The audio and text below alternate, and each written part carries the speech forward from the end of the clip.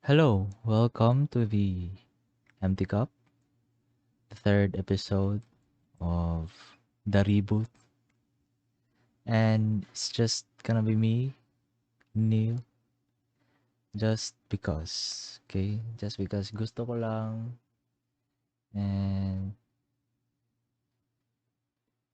I wanted to try something new na wala yung iba kong kasama, sila Kaito and everyone else. Because lagi silang absent. Okay? Pinapakasa nila ako lagi. And yun, hindi na ako talaga makapaghintay. So, that's why I'm here. You know, with my brother at the side. Audience ko siya for this episode. So, yun. Kakausapin ko lang sarili ko. And for this episode, I wanna talk about goals and motivation and other stuff related to that. Nagka-idea ako na ito ang gusto kong i-topic kasi I was able to listen to Alivia's Glow Up Diaries kanina lang, and yun na nga from the title of her podcast, Glow Up Diaries. So, uh, it's a podcast about her journey with that glow up process that she had. And it's not only about her, you know, her body transformation. It was also about her, rather. It was also about her um,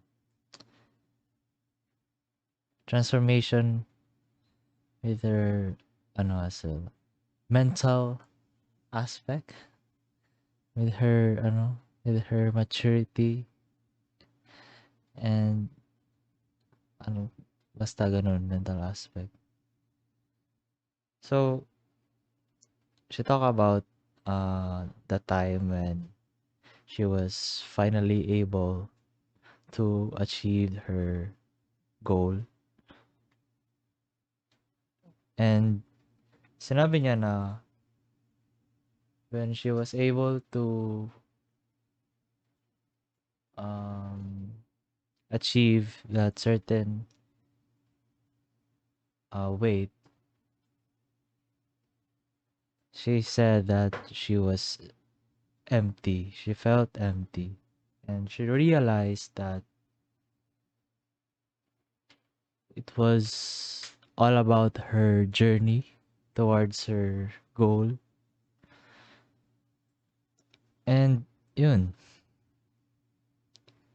I just want to share that many of us are so caught up with our goals, with a picture that we imagined in our, minds sa ating future. Many of us, including me, that, yun na nga, nakakalimutan natin, ah, nakakalimutan natin tumingin sa present, to live in the moment, to appreciate our journey, to reflect and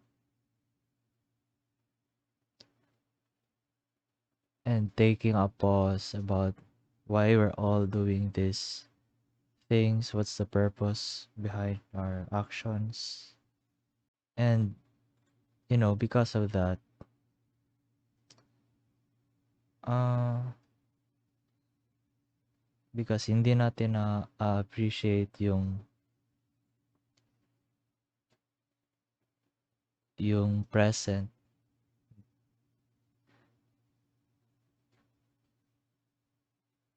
parang it it prevents us from loving ourselves kasi, like for example, about Alivia's journey to, by the way, you should really listen to her podcast, and she has a YouTube channel, so go check her out. uh, she's a good content. Nawala na ako, pero yun na nga, di ba, it prevents us from loving ourselves because, again, we are so focused on who who we want to be in the future, or we are so focused of what we're going to be, na nakakalimutan na natin i-appreciate yung ating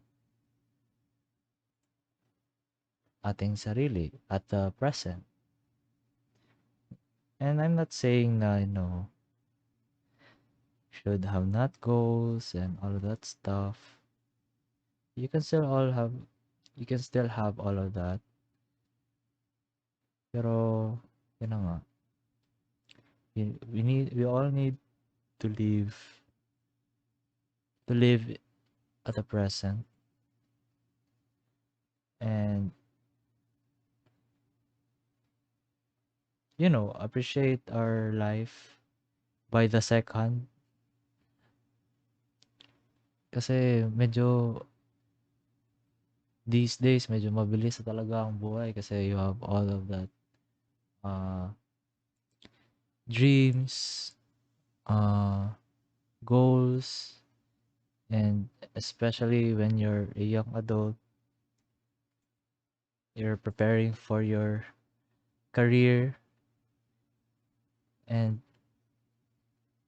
again, life can seem so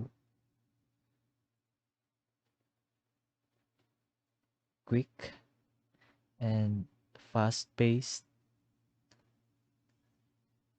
kasi parang naka-autopilot na tayo eh. Always working on this, or we're always working on that. And we're not in control. We're not aware of the present. We're not conscious. And I'm saying that because most of the time, hindi natin alam yung purpose kung bakit natin ginagawa yung, yung ginagawa natin at the moment. And I think, isa rin yan sa mga reasons, yung hindi tayo yung masyado tayong focus sa ating future, sa ating goals. I think isa yan sa mga reasons. But, bakit hindi masyado tayo motivated? Or bakit nawawala yung ating motivation kapag nasa gitna na tayo ng isang process, kapag nasa journey na tayo? Kasi, yun na nga, nakafocus tayo sa present, ay sa future. And while we're working on that goal, habang wala pa tayo dun, it can be mentally stressful since wala pa nga tayo doon, and you're thinking about the time na mahihit na natin yung goal natin. And yun na nga, since wala pa tayo doon, yun nakakapagod. Why do this hard work, diba? Parang gusto mo na lang mag-skip doon sa masaya na part. And yun na nga, kapag andun ka na sa masaya na part, pag na-hit mo na, feeling mo empty kasi hindi mo naranasan yung hard work eh. Parang hindi mo na nasulit yung journey mo. And yun ang mga na-realize ko sa sa 3 episodes of listening to Glow Up Diaries that your success, all of your successes, your achievements, uh, yung mga goals na na-achieve mo, lahat niyan is gonna be, or are gonna be worthless without the journey.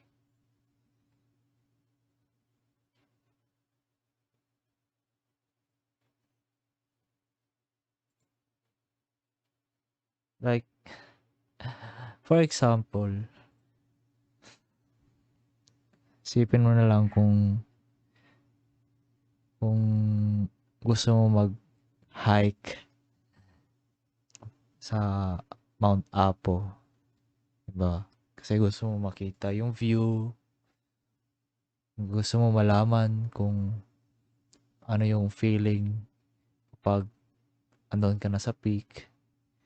I mean, pwede mo naman ma-skip eh. Pwede ka naman tumingin sa pictures online, 'di ba? Kung ano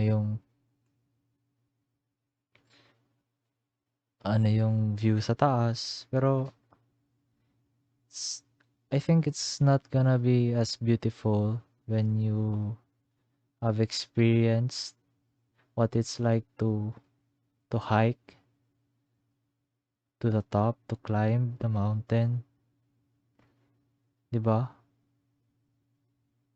Like, why do hikers even bother to climb the tallest mountain in the country when when they can, take a helicopter to the top or something like that? But something's gonna be worthwhile, 'di ba? Kapag alam mo yung mga pinagdaanan mo, and when you know that it was hard. Again, if it's hard, it's going to be worthwhile. Again, speaking of goals, um, sino ba namang taong walang goal, di ba? And we all have goals that, you know, masyadong malaki. Masyadong malaki ang ating goals na like natatakot tayo na start natin. Uh, as a perfectionist,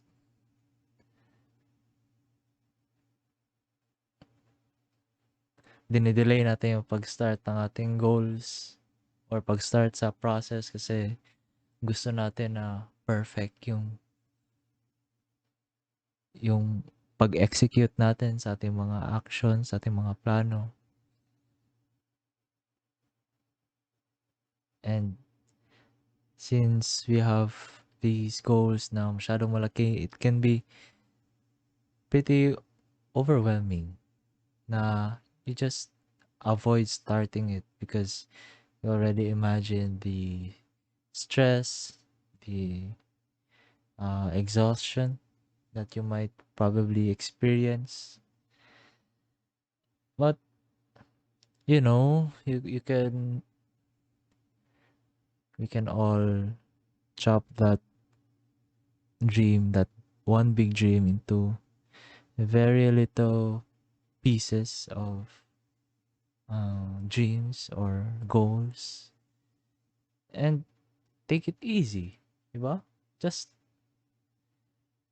face the wall just in front of you, paisa-isa lang.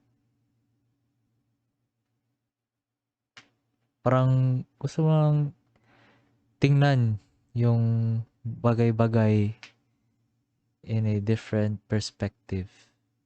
Pwede kang mag-zoom in, di ba? gusto mo mag-zoom in dun sa tiniest particle na pwede mong makita, then you go hit that off. Diba? Complete mo muna yan, then on to the next one. On to the next one. Eh, di mo mamamalaya na, yun na. Ano ka na pala, you're making some progress. And eventually, ma-hit mo lang yung pinaka-goal mo. That one big dream that you have. I just wanna give a little example. Like for me, it's a funny example. Pero for me, no, like I find washing dishes um tiring. I mean, how I really I don't have the vocabulary to express what I want to express. But for me, washing dishes can be very big. So, I just I just try to chop it up into little pieces. So first goal ko, i-on ko yung faucet, di ba? First goal. Then, yun, the next step, and isang baso muna. So, yun, tapos ko na isang baso. Next step na naman, isang baso. And, while I'm washing the dishes, I reward myself. Yun na lang, sa aking mind lang, nire-reward ko sarili ko for completing that step, for being able to wash that single glass, that single dish. And yun, eventually, tapos na akong nagugas. And yun na. Ang lesson lang pala nun is all you need is to start to start that process, to open that faucet. And you're into washing dishes and you're done. It doesn't matter kung anong magnitude yung pag-zoom mo, if gusto mo i-zoom in sa ewan ko kung paano mo lang i-zoom in yung buhay mo, yung goals mo, ikaw na bahala, diba? Pwede siya sa pinakamaliit as taking a step forward, like literally. So yun, kaya na bahala. No, life is just a series of actions, and depending on what actions you choose, it can have a positive effect on your life or a negative one. So it really depends. It really depends on you. And ito, ever since na narinig ko yung speech ni, nakalimutan kung sinong actor yun. Basta search na lang sa YouTube, motivational quotes, mga ganun, motivational speeches. Ever since narinig ko yun, no, I've always believed in discipline and consistency. And ever since nun, I'm just trying to be consistent lang and discipline myself. And I've always failed. I've always failed at trying to be consistent. I don't know, it's been about 2 years, 3 years now that I've been trying to discipline myself, trying to be consistent on working on my goals. But here I am, starting over again, back to zero.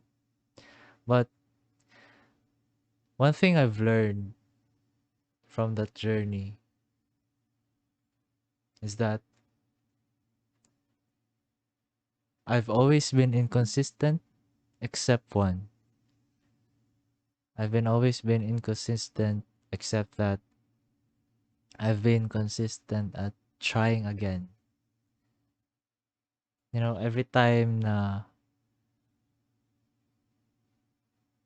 nagfe-fail ako at trying to discipline myself, trying to be consistent, I find myself always, trying again, back to zero. Because, some people might not try again, di ba? And just completely give up. But again, failing is part of the process. Progress is not really linear. So, you know, may downtrend. May downtrend na naman yan kahit konti. And yun ang na-notice ko sa aking journey na, masastop ko rin yung mga streaks ko, yung mga consistency challenges. You know, the very important part is trying again. Be very consistent in trying again. Trying again to change your life, diba? We all have that moments na that sudden burst of energy where we can, where we have that feeling that we can change our lives, or we can be very powerful when we can achieve our dreams and be very motivated. And it's good. It's good to have that moments, diba? And when you have that moments, diba, you're starting over again, starting working on yourself again. And there will be a time na naman na when you're feeling down, diba? Tapos na-end mo yung ano mo, yung yung process mo, nag-fail ka sa process mo, sa goal mo, and then you try again. And again, and again, and again. Diba? I think, well, that's just, that's just how life is. It's all about trying again. I mean, no, k- siguro may iba dyan na consistent talaga sila ever since. Good for them, diba? It's their journey, and just hindi naman sa ignore, pero pabayaan na lang natin na sa kanila na yun, di ba? Kasi isa rin sa mga important uh, aspect of trying again is, when you're trying again, ano na eh, you're not completely inexperienced na eh.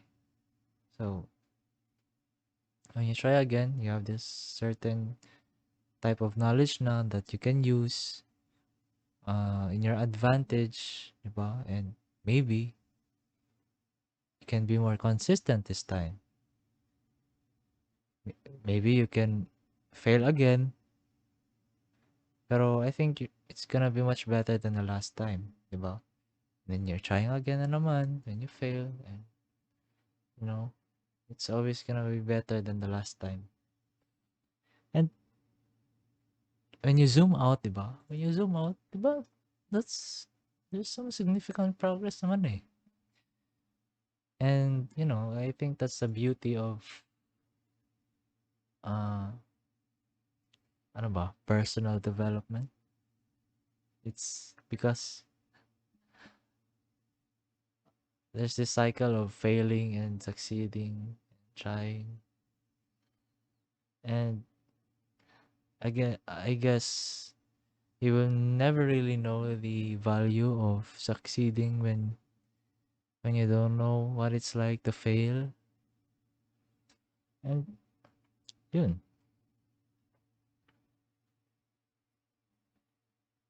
I guess that's just how life normally is, 'di ba? Kasi siguro yung mga bagay na nakikita natin sa internet masyadong ano eh, masyadong filtered.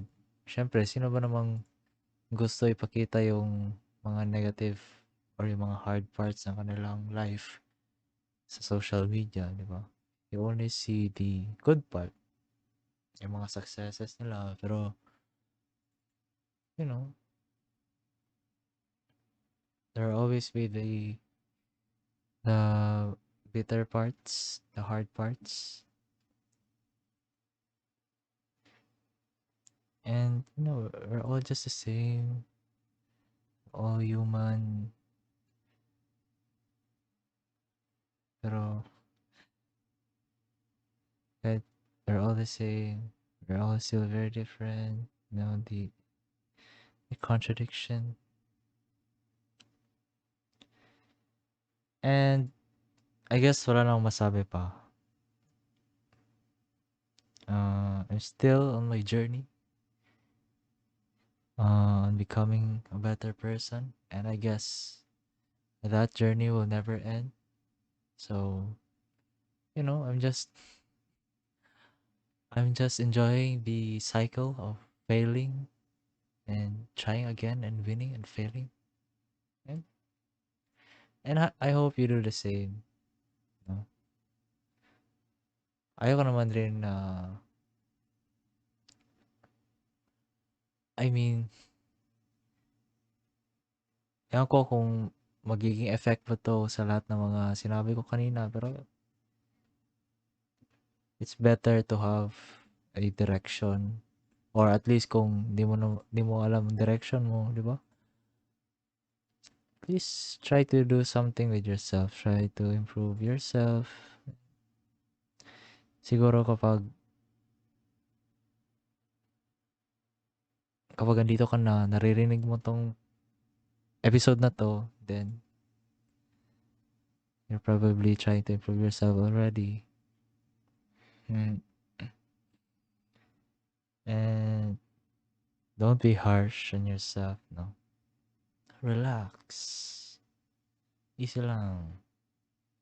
But at the same time, work hard. Try to be consistent and disciplined. And, you know, try again and again. And try lang. Try lang na try. So, thanks for listening to this podcast, to this episode. So far, gusto ko yung experience. Just talking to yourself. It can be quite pressuring since my audience are dito. Pero, I don't think it matters naman. Just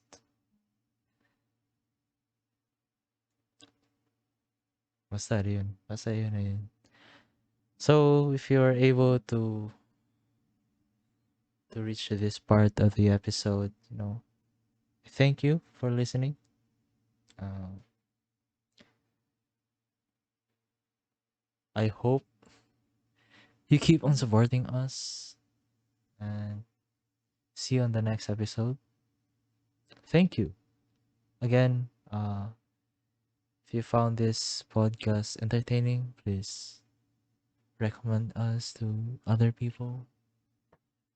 Keep on supporting us, as I stated just earlier. And thank you. I'm gonna end the episode now. Goodbye.